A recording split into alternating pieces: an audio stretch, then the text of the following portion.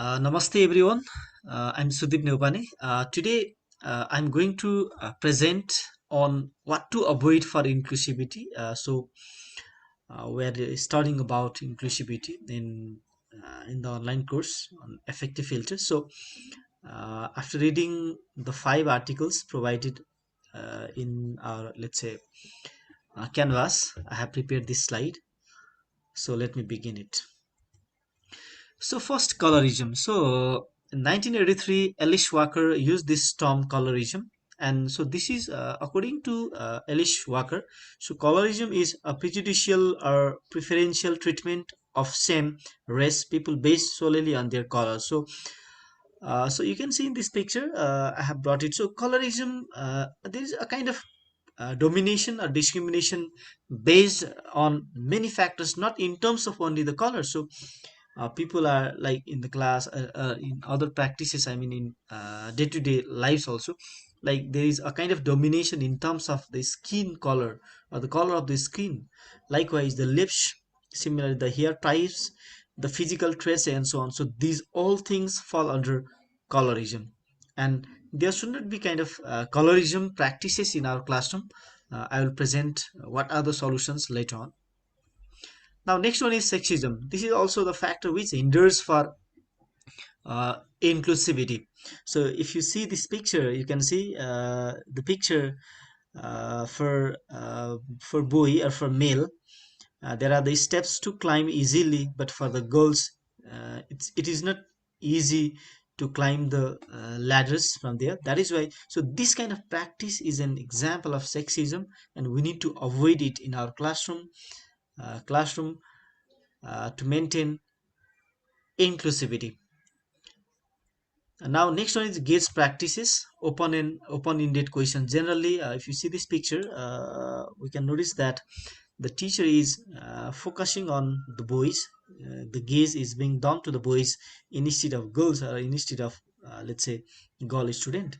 So generally, when the teachers are teaching in the class or facilitating in the class, generally they are giving more preference to the male students rather than female. So this is not this is a partiality. So such kind of things should be avoided by us.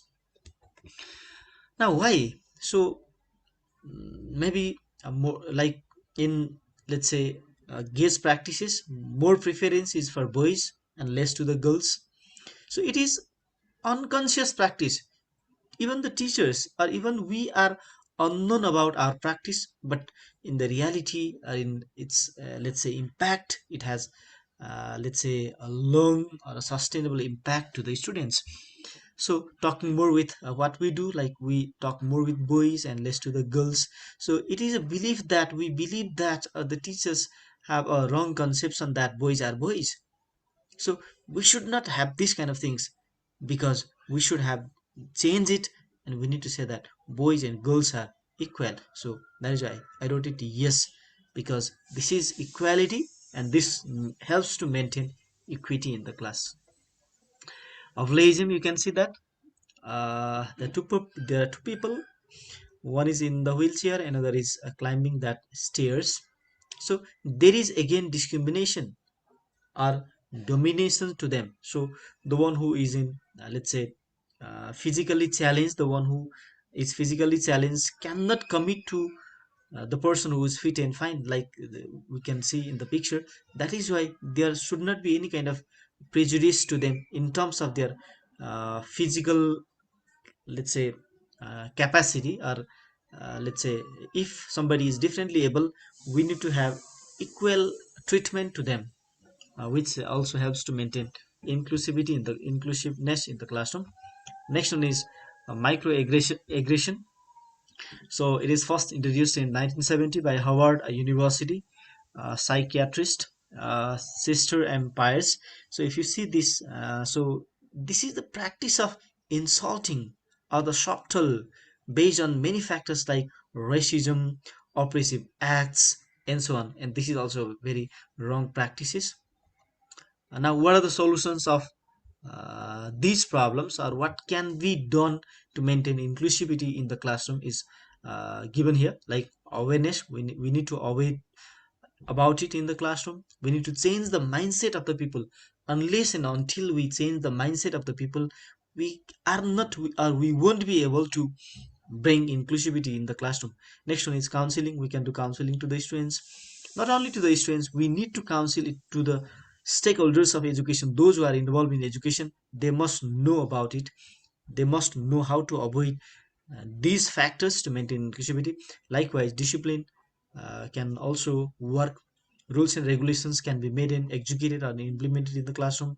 No discrimination. There should not be any kind of discrimination in classroom or in our day-to-day practices in teaching and learning environment. Equality and equity needs to be maintained. All the times, equality may not work.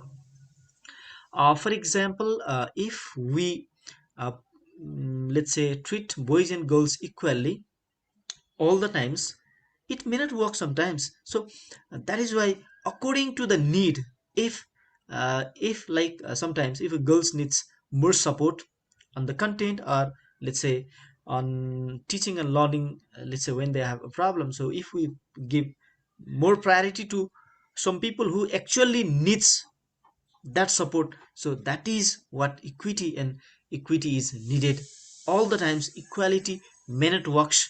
That is why equity is also needed. Next one is pedagogical and curriculum change and implement in the classroom. We need to change the pedagogy, we need to change the teaching styles, we need to change our perceptions, and even these things should be changed in the curriculum. Then only we can bring inclusivity in the classroom. And so we need to let's say do management of colorism, sexism, partial gaze practices, alveism, microaggression. So these things should be controlled. And in order to, let's say, link on this, I have brought a quote by Maya Angelou. So she said that prejudice is a burden that confuses the past, threatens the future, and renders the present inaccessible. That is why we need to avoid these things like colorism, sexism, partial gaze practices, alveism, aggression, so that we can bring inclusivity in the classroom. Thank you so much. Thank you. Okay. Bye bye.